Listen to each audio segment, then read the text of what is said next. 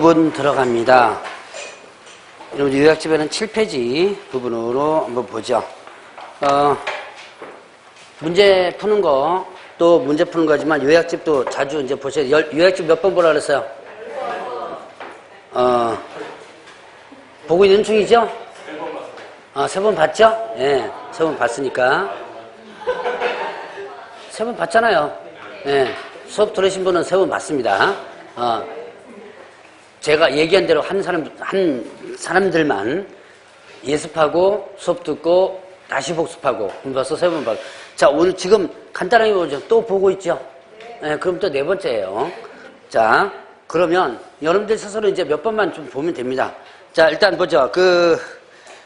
7페이지 요약집 한번 보세요. 자, 중개업의 연역, 중개제도 연역 부분 있죠?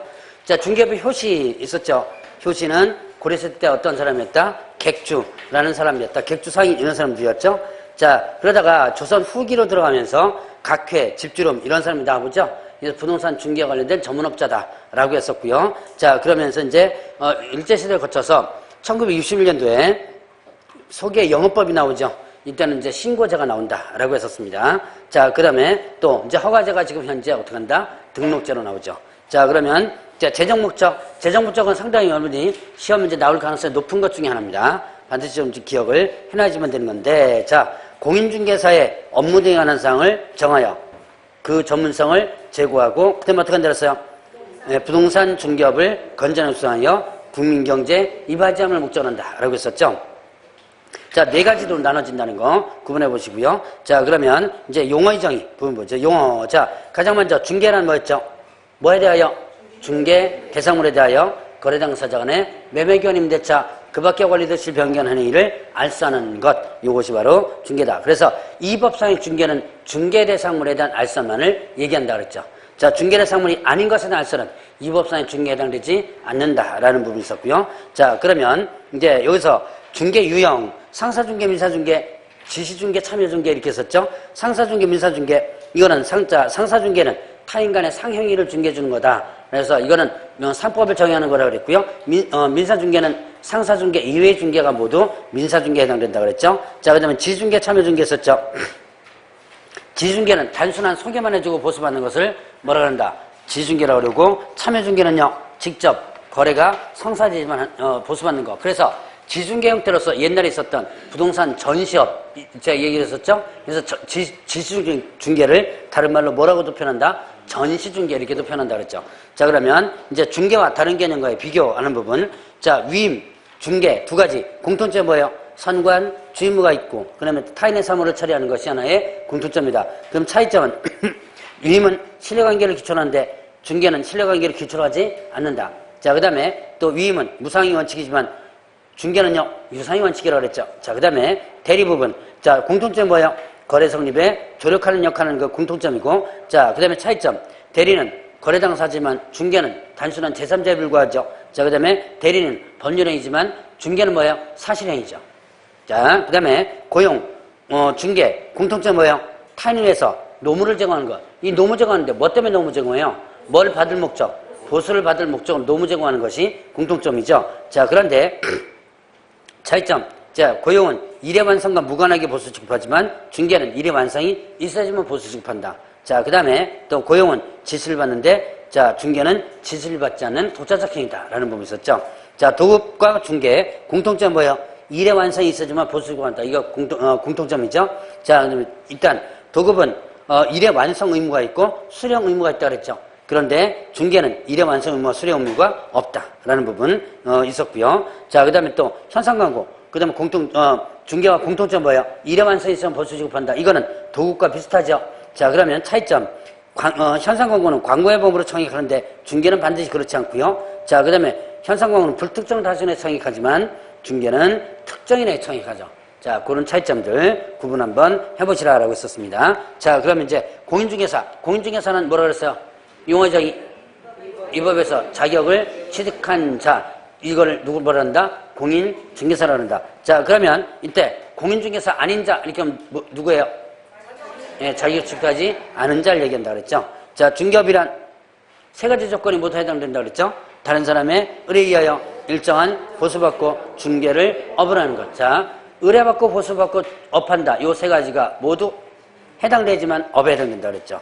자, 그래서 특히 업으로 행하는 거, 업자 빠지면 틀리다. 라고 하는 거, 여러분들 좀 조심을 해 주시고요. 자, 그 다음에 이제 개업공개사. 개업공개사는 이 법에서 중개사무소 개설, 등록한 자를 뭐라 한다? 개업공개사라 한다 그랬죠. 자, 그러면 일단 개업공개사 아닌 자, 그럼 누구예요?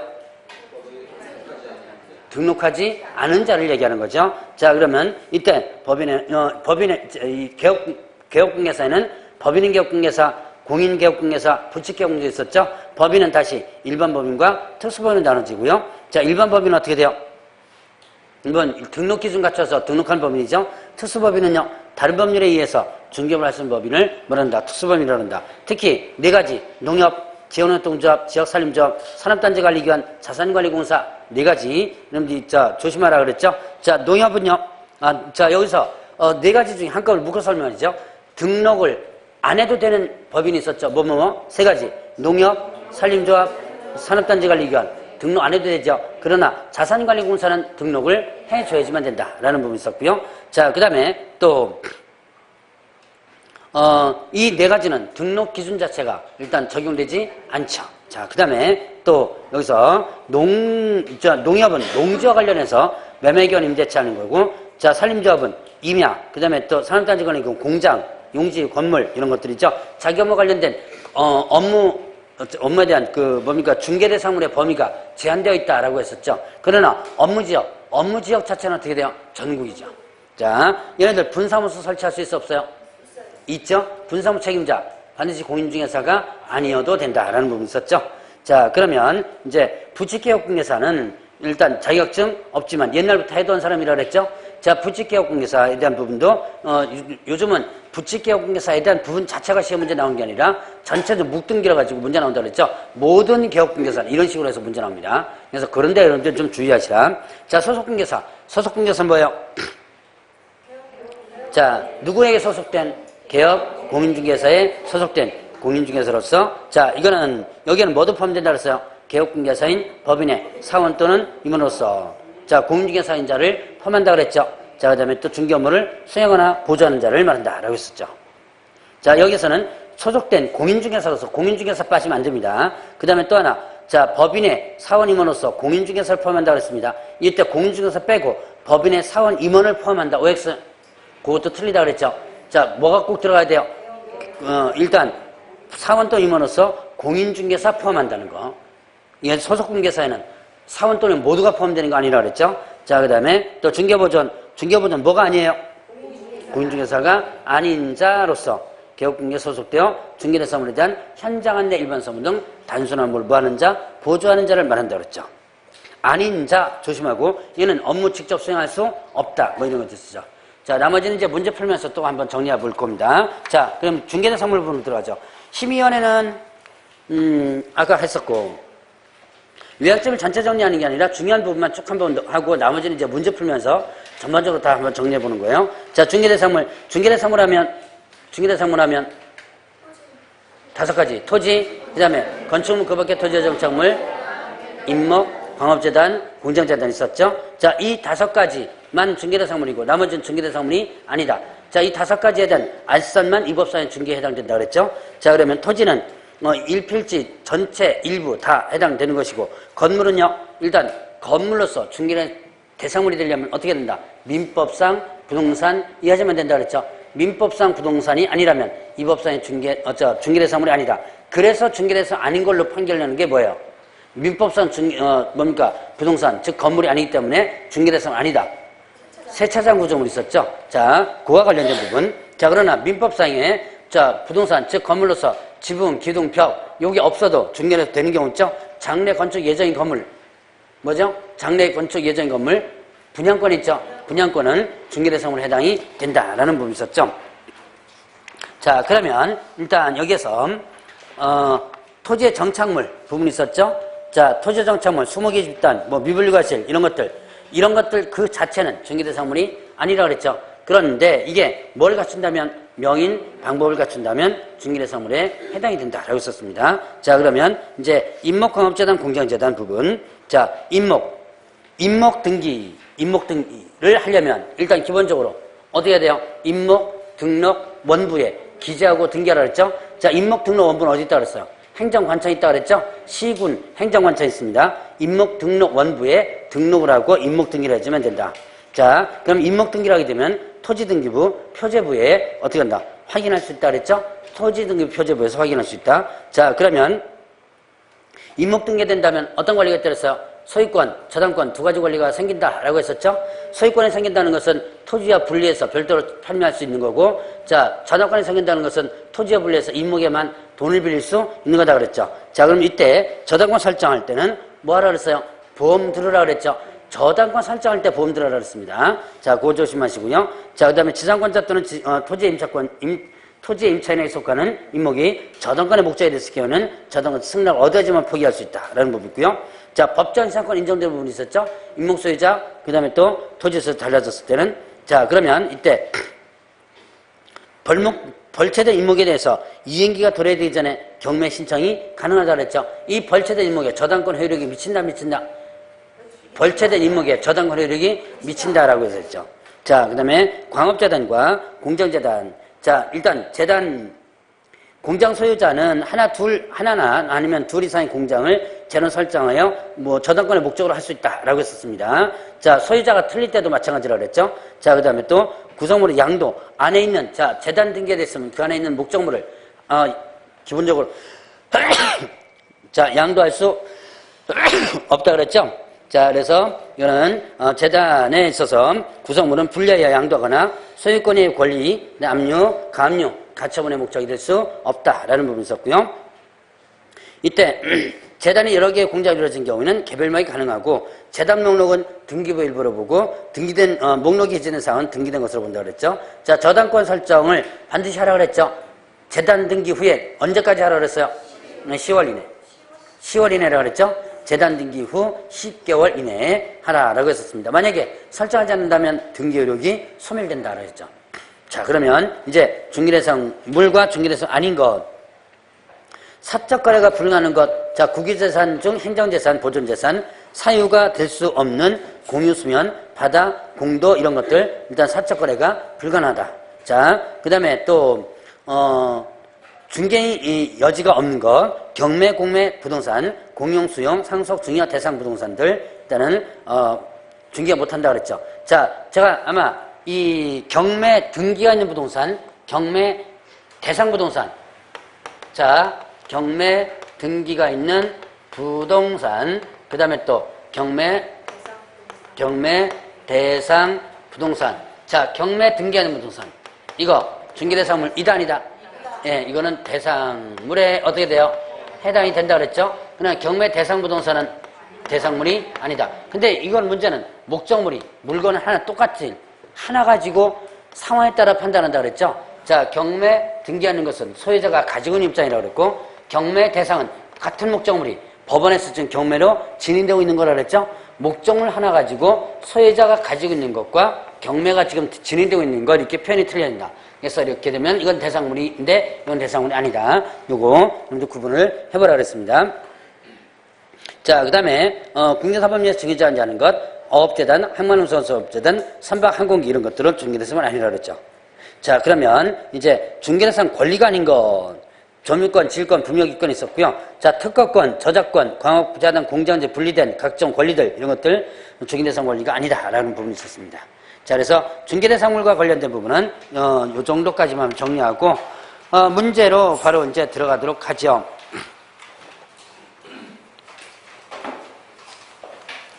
자, 여러분들 교재는 24페이지 보도록 하겠습니다. 자, 2번 문제 보겠습니다. 2번에. 자, 다음 공유재사법의 법적 성격에 관한 기술이다. 틀린 것은? 자, 공유재사법은 부동산 중개에 관한 기본법적 성질을 지닌다. 맞는 내용이죠? 자, 부동산 중개서는 기본법, 일반법이라고 그랬죠? 부동산 중개는 기본적으로 무슨 법이 정된다? 공인중개사법이 정된다. 라고 했었죠. 자, 그 다음에 이번에 공유재사법은 민법과 상법에서 특별법적인 지위를 지닌다. 예, 일단 부동산 중개는 민사관계다. 그래서 원래 민법이 적용돼야지만 되지만 일단은 중개사법이 별도로 있죠. 중개사법이 먼저 적용되고 나서는 거죠. 그렇죠? 자, 그 다음에 3번에 공인중개사법은 절차적 규정이 있지만 실체법적 성격이 강하다. 이것도 일단 맞는 내용입니다. 일단 실체법이다라고 볼 수 있고요. 절차보다는 실체법적인 성질이 있습니다. 그게 뭐 중요한 건 아니지만. 그다음에 4번에 자, 부동산 중개업 분야에 민법, 상법, 공인중개사법 순으로 적용된다. 자, 일단은 공인중개사법이 가장 먼저죠. 그 뒤에 뭐 민법, 상법은 여러분들 순위 따질 필요 없고요. 왜냐하면 여러분들의 교육 교재는 그 사안에 대해서 상법, 민법 순으로 이렇게 되는데요. 왜냐하면 일단은 민사관계와 상사관계가 구분이 되기 때문에 민법, 상법은 굳이 순위를 따질 필요 없습니다. 그러나 여기서 분명히 틀린 게 하나 있죠. 순서가 가장 먼저 적용되는 게 뭐예요? 네, 중개사법이 가장 먼저 적용되는 거죠. 자, 그 다음에 5번에 공인중개사법은 공법적 성격과 사법적 성격의 규정이 혼합된 뭐라 그랬어요? 이걸 중간법적인 성질이다라고 했었죠. 자, 그러면 3번 보죠. 다음 중 공인중개사법상 제정 목적으로 명문화 규정이 있는 것을 모두 고른 것은 했습니다. 뭐예요? 자, 일단 제가 30초 드릴 테니까 풀어보세요. 미리 풀어보셨는지 모르겠는데. 자, 일단 안 풀어보신 분을 위해서 제가 30초 드리겠습니다.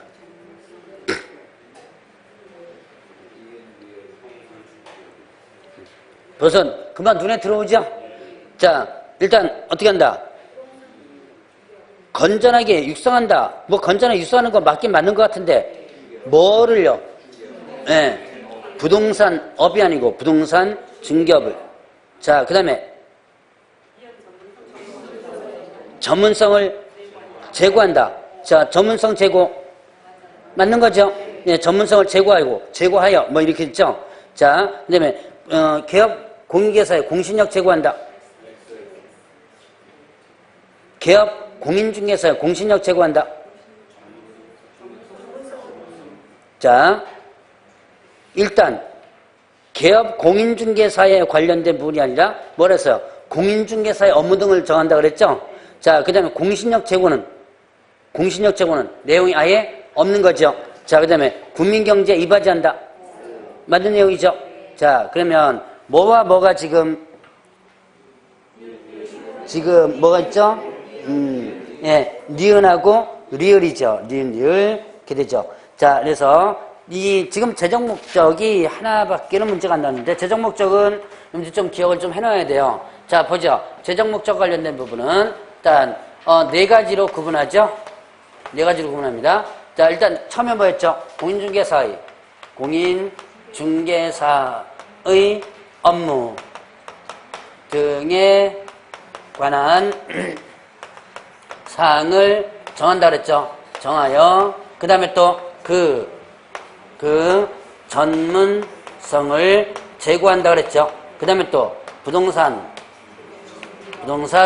중개업을 어떻게 한다 그랬어요? 건전하게 뭐 한다? 육성하죠. 자, 육성하여 그 다음에 또 뭐 한다 그랬어요? 네, 국민경제 이바지함을 목적한다 그랬죠. 자, 그래서 요거 네 가지는 반드시 기억해 놓으라. 자, 특히 공인중개사의 업무 등에 관해서 한다. 여기에 개업 공인중개사의 업무 등에 관해서 한다. OX 틀리다 그랬죠? 개업자 들어가면 틀리고요. 그 전문성을 제고한다 그랬습니다. 자, 문제도 나온 것 같은데 공신력 제고한다. 맞아요? 틀려요? 공신력 제고하면 틀립니다.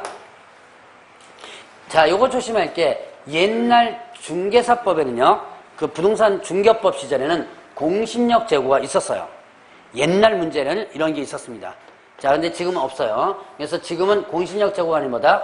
전문성 제고한다. 그 다음에 또 부동산 중개업을 건전하게 수한다. 자, 지금 요번에 문제 부동산업 이렇게 나왔었죠? 부동산업을 건전하게 수한다. 틀리죠? 자, 이렇게 하면 틀리고요. 부동산 중개 업무를 이렇게 해도 틀리죠. 부동산업을 업무를 이렇게 하면 틀리다. 자, 그 다음에 또 국민경제 이바지. 자, 뭐 국민의 재산권 보호기한다. 이렇게 해도 틀리다 그랬죠. 자, 그래서 이런 것들은 여러분들이 틀린 부분들 조심해서 체크해 놓으시고요. 재정 목적이 최근 연도에는 시험 문제 잘 안 나왔습니다. 요번에 재정모집 바뀌면서 나올 가능성이 있으니까 좀 기억을 좀 해놓으시고요. 자, 그러면 5번 문제로 넘어갑니다.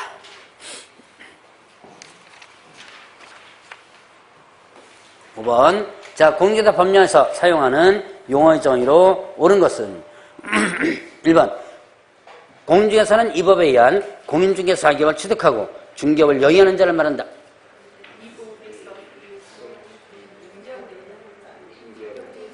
공인중개사는 간단하죠? 뭐라 그랬죠? 자격을 취득한 자죠. 자격을 취득한 자.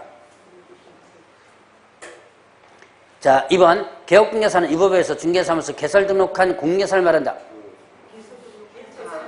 개설 등록한 자. 아니, 그럼 공인중개사를 말한다. 그럼 맞지 않습니까? 그런데 법인이 한번 생각해 보세요. 법인은 꼭 공인중개사 이어지는 거 아니죠? 대표자하고 구성 요건이 있죠. 자, 그래서 일단 등록한 자 이렇게 됩니다. 3번에 중개업은 다른 사람의 의뢰에 의하여 일정한 보수받고 중개를 업으로 행하는 것을 말한다. 맞는 내용. 의뢰받고 보수받고 업하고. 의뢰받고 보수받고 업하고. 자, 업자 빠지면 또 틀리다 그랬죠. 자, 그 다음에 4번에 중개보조는 공인중개사가 아닌 자로서 개업공개 소속되어 일반 사무 및 중개업무를 수행하는 자를 말한다. 보조하는 자죠. 자, 공인중개사가 아닌 자로서 개업 공인중개사에 소속되어 중개대 사무에 대한 현장 안내 일반 사무 등 단순 업무를 뭐하는 자, 보조하는 자 이렇게 되죠. 자, 5번 소속공개사는 개업공개 소속된 공개사로서 개업공개사의 중개와 관련된 현장 안내 및 단순 업무를 보조하는 자를 말한다.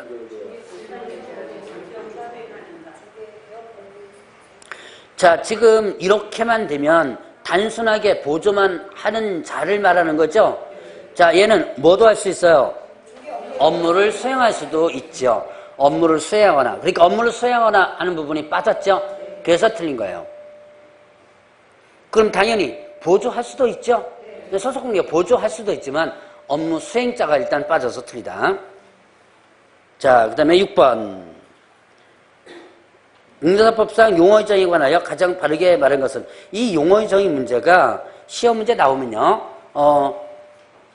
쉬운 듯 하면서도 여러분들이 깜빡깜빡 넘어가는 경우들이 있더라고 보니까. 그래서 여러분들이 쉬운 문제지만 여러분들이 항상 좀 조심하게 좀 체크해야 할 부분이기도 합니다.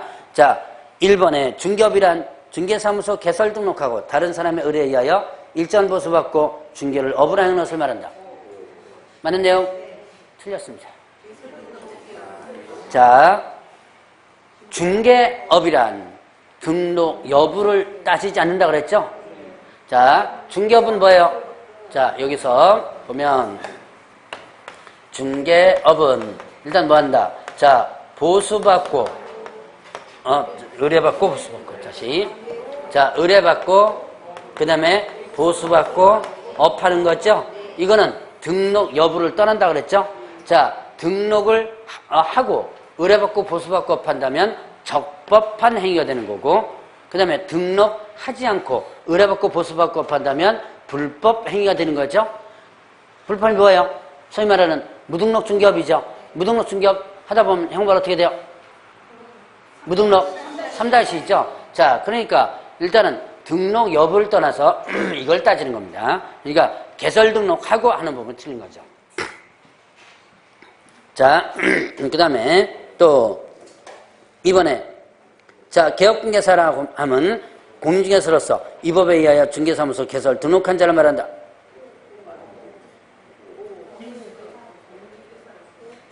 OX. 자, 여러분들이 5번의 2번과 6번의 2번을 잘 보시기 바랍니다. 한번 보세요. 그거나 똑같지 않아요? 그죠? 앞뒤, 뭡니까? 개설 등록이라는 부분이, 그 앞뒤가 좀 바뀐 거죠? 그런데 어떻게 맞아야 틀려요, 그러면? 그렇죠. 틀리죠. 자, 개업공개사는 어떻게 된다? 그냥 아무 생각 없이 개설, 등록, 이 법에 의해서 개설, 등록한 자. 자, 공인중개사는 뭐였죠? 공인중개사는 이 법에 의해서 자격을 취득한 자. 거기에다가 뒤에 아무거나 붙이면 틀리다고 보시면 돼요. 자, 공인중개사 마찬가지입니다. 개업공개 마찬가지예요. 다시 한번 공인중개사는 이 법에 의해서 자격을 취득한 자. 자격을 취득하여 우쩌가저쩌 틀립니다. 자, 그 다음에 또 개업공개사는요. 이 법에서 개설 등록한 자. 누구로서 뭐 등록한 자가 틀려요. 그냥 개설 등록한 자입니다. 자, 이제 들으면 들을수록 더 헷갈려요. 자, 3번 보죠. 3번에 공인중개사라면 이 법에요. 공인중개사 자격을 취득한 자를 말한다. 예, 바로 이렇게 깨끗하지요. 요게 일단 정답이에요. 자, 4번에 소속공개사라면 법인인 개업공개사에게 소속된 공인중개사로서 임원 또는 사원이 아닌 자를 말한다. 자, 소속공개사에는 일단 전체적으로 뭉뚱그려 이건 뭐 전체적으로 문장이 법인인 개업 소속된 공인중개사로서 이렇게 했는데, 자, 법인이건 아니건 몽창 다 포함되죠. 법인 아니건 포함되고, 그 다음에 임원 사원, 그러면 여기다가 소속공개사로서 법인의 사원 또는 임원을 포함한다. OX 사원 또는 임원을 포함한다. 틀립니다. 그렇죠. 공인중개사인 사원 임원을 포함한다. 이렇게 되죠. 이 정도면 양호해요. 뒤로 가면 이제 더 기절할 분 더 나옵니다. 9월달 되면 더 기절할 텐데. 근데 요번에 모의고사 잘 보셨어요? 안 봤어요? 안 봤어요? 못 봤어요? 나 그럴 줄 알았어요. 예? 5개가 다 답이죠? 그게 제가 9월달에 내는 모의고사입니다, 원래. 그 9월달에 그런 유형으로 모의고사 낼 거예요, 아마. 자, 봅시다. 뭐 하다 그러냐? 공인중개사. 3번, 어쨌든 3번이 많고, 4번 하다 그랬죠? 네. 자, 소속공개사. 다 용어정의 보죠. 용어정의 어떻게 된다? 용어정의가 일단, 누구에게 소속된? 개업공개사에 소속된 누구로서? 공인중개사로서 이렇게 되죠? 자, 공인중개사 업무를 수행하거나 보조하는 자, 이렇게 되죠? 자, 그래서 여기에는 법인에 있어서 누구도 포함한다? 사원 임원으로서 공인중개사인 자를 포함한다 그랬습니다. 같이 일단은 놓고요. 자, 중개보조는 5번 보죠. 자, 공인중개사가 아닌 자로서 개업공개 소속되어 개업공개 중개업무를 수행하는 자를 말한다. 중개보조는 수행하지 못하죠. 단순하게 뭐 하는 거? 보조만 할 뿐이죠. 7번.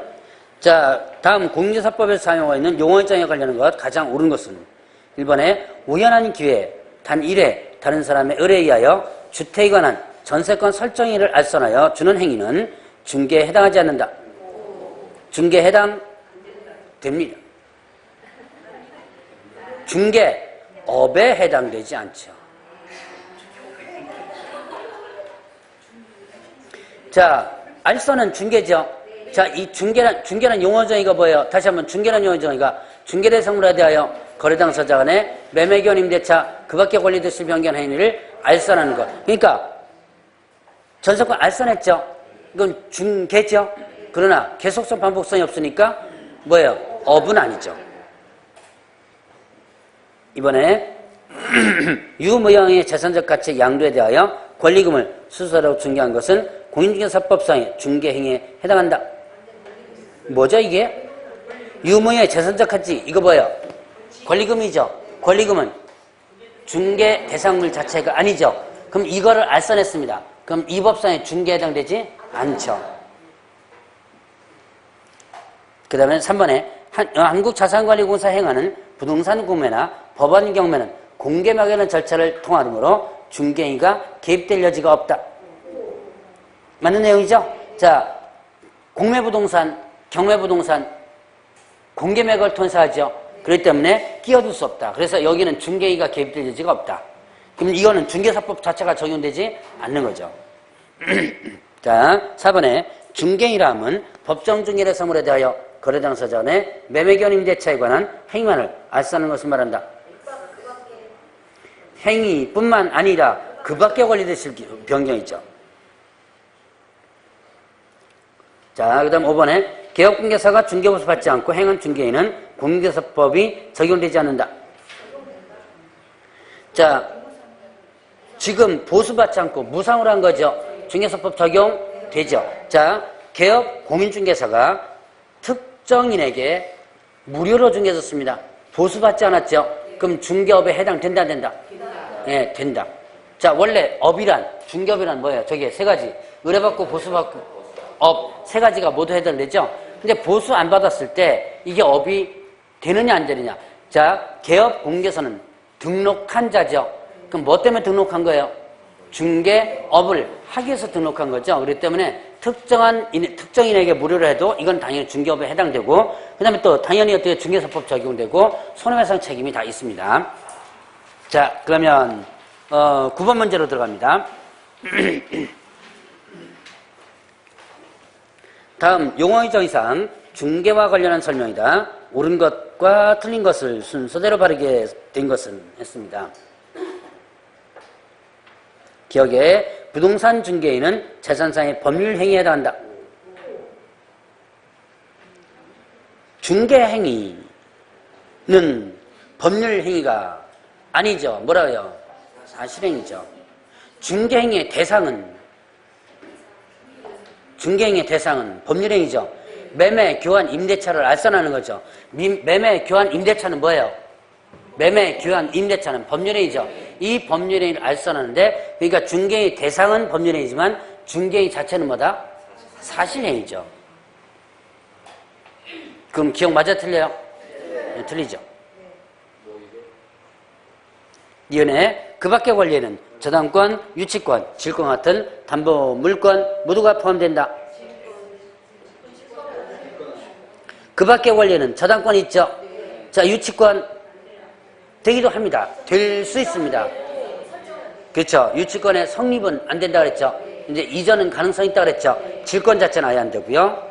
자, 그 다음에 이것에 개업공개사가 중개에 대한 책임으로 보증각서를 작성하여 매수인의 잔금 채무를 보장하는 행위는 상해인으로 간주된다. 이거 아마 기본 강의할 때 아마 했던 내용일 거예요. 맞는 내용입니다. 상해인으로 간주되고 그 다음에 또 뭘로? 중개행위에 해당됩니다. 그래서 상해이면서 이게 결국 중개행위죠. 그래서 이건 손해배상 책임이 있다. 자, 이 얘기는 무슨 얘기냐면 내가 책임질게. 자, 이거 한번 제가 기본 강의 때 한번 판례 한번 얘기했을 거예요.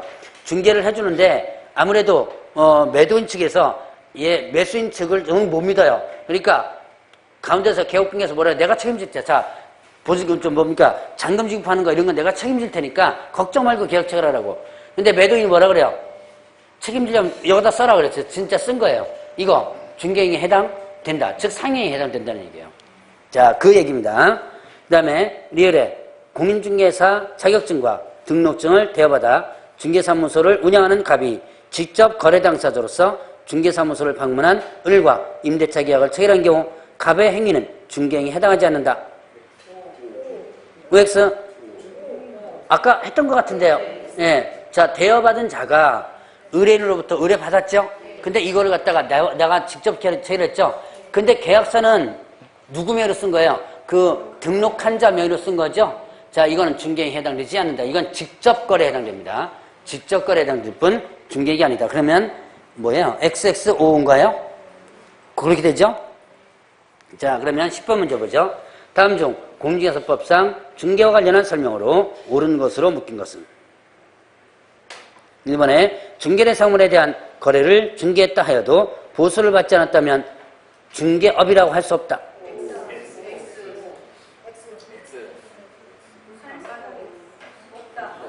자, 이제 OX가 반반인 것 같은데. 자, 다시 여기 있네요. 자, 다시 한번 보죠. 중개업이란 의뢰받고 보수받고 업한 거죠. 자, 그러면 어떻게 돼요? 보수를 받지 않았다. 업이 아니라 그랬죠. 계속성 반복적이 아니다.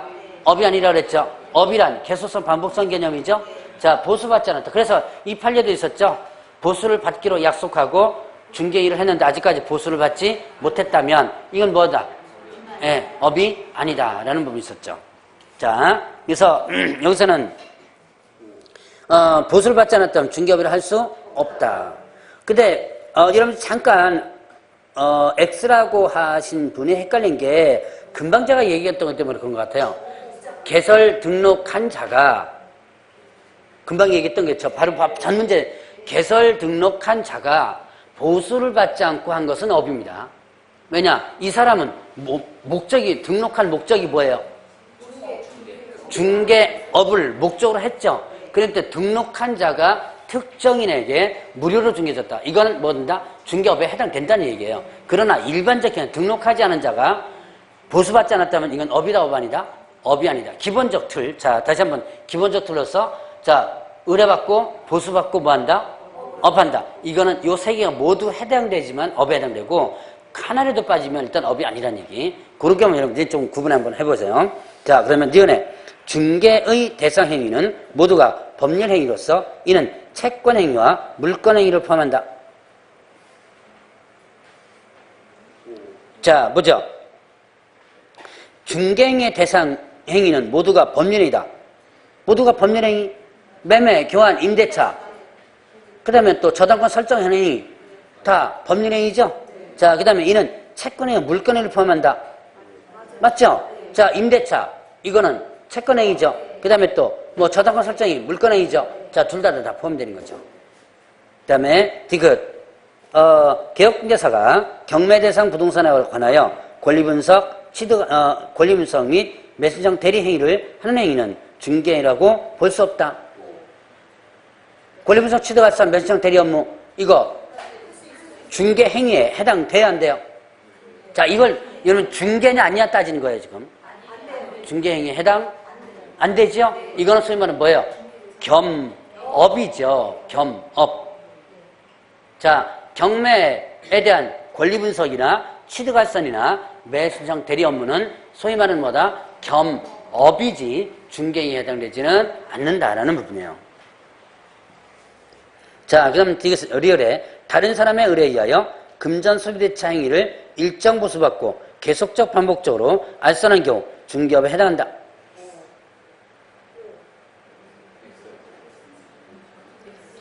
금전 소비대차만이죠. 이거 중개업이 아니에요? 아니죠. 왜요? 금전 소비대차는 금전은 중개대상물이 아니죠. 그래서 이거는 이법 중개업에 해당되지 않는 거죠. 여기 알선에서 이거 알선에 부수하여 저당권 설정이가 나오면 어떻게 돼요? 그러면 중개업에 해당되는 거죠. 자, 위험해. 중개사무소 개설 등록하지 않은 자의 중개대상물에 대한 반복 중개행위는 중개업에 해당될 수 없다.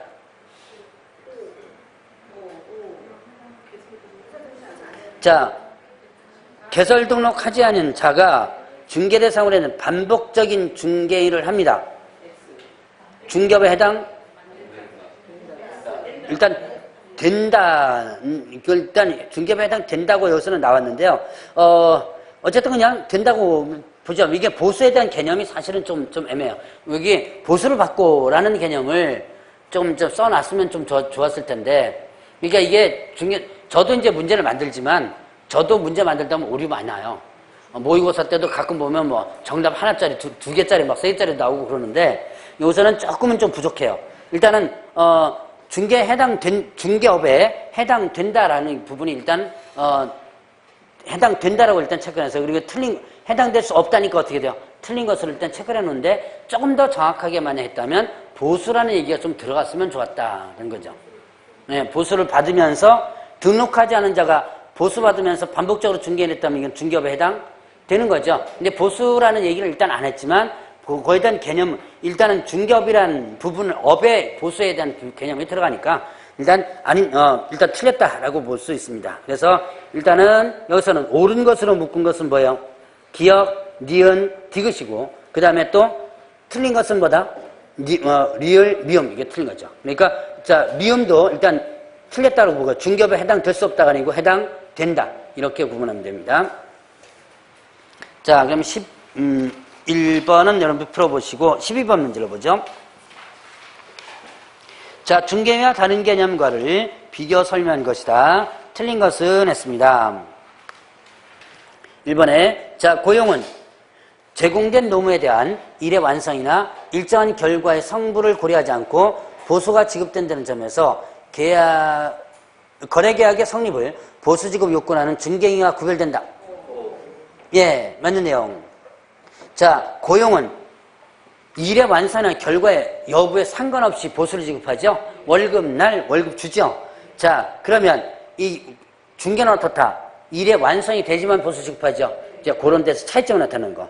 한때 요게 이런 유형이 시험 문제 참 잘 나왔었습니다. 근데 20단위가 올라오면서부터는 좀 유형이 좀 떨어졌어요. 그 이전은 좀 잘 나왔었는데, 근데 어쨌든 이런 좀 기억을 좀 해놓으셔야 돼요. 자, 이번에 도급은 일의 완성을 보수 지급 요건하는 점에서 중개 유사나, 자, 일의 완성과 완성 결과 하자의 발생에 따라 보수를 감액할 수 있는 점에서 중개와 구별된다. 뭐였어요? 맞는 내용이죠? 자, 일단 도급과 중개 공통점 뭐예요? 일의 완성 되지만 보수 지급하는 공통점이죠. 자, 그런데 자, 하자 발생, 아마 요약점에는 하자 발생 얘기가 안 나왔을 건데, 자, 도급은요 하자가 발생하면 대금을 감액할 수 있죠. 제가 아마 이거 기초 강의하면서 이걸 얘기했을 거예요. 인형에다가 눈알 붙이는 거 얘기 했었을 거예요 아마. 자, 자, 여러분들 부업 해보신 분, 부업 저 공장에서 좀 받아가지고 이거 하는 거 있죠 왜? 그 인형 공장에서 인형을 이제 받습니다. 이제 눈알 박아가지고 납품하는 거예요. 자, 근데 일단 1000개를 납품받았습니다. 이게 도급이에요. 이제 여러분들이 집에서 이렇게 일거리 가지고 이것도 도급이거든요. 자, 그러면 1000개 가지고 납품했는데, 자, 일단은 일의 완성 의무가 있다 그랬죠, 도급은. 도급에서는 일단 일의 완성 의무가 있다, 수급 있는. 그래서 1000개를 언제까지 완성해서 납품하라 그러면 그것도 해줘야 돼요.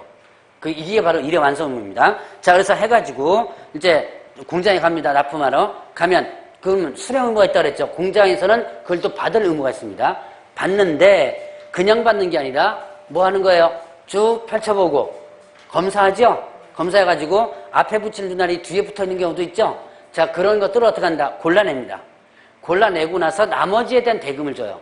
바로 그게 뭐는 거예요? 하자가 발생한 부분을 대금을 어떻게 한다? 감액하는 부분이죠. 자, 중개를 보죠. 중개는 개업공개사의 고의과실로 하자 발생합니다. 자, 개업공개사 고의과실로 거래계약이 무효 취소 해제됩니다.